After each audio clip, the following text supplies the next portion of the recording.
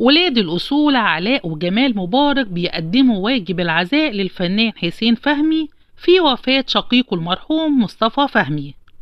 قدم علاء وجمال أبناء الرئيس الراحل محمد حسني مبارك واجب العزاء لأسرة الفنان الراحل مصطفى فهمي، واللي بيقام حاليا في مسجد عمر مكرم بالقاهرة، والذي توفى بعد صراع مع مرض السرطان عن عمر يناهز 77 عاما.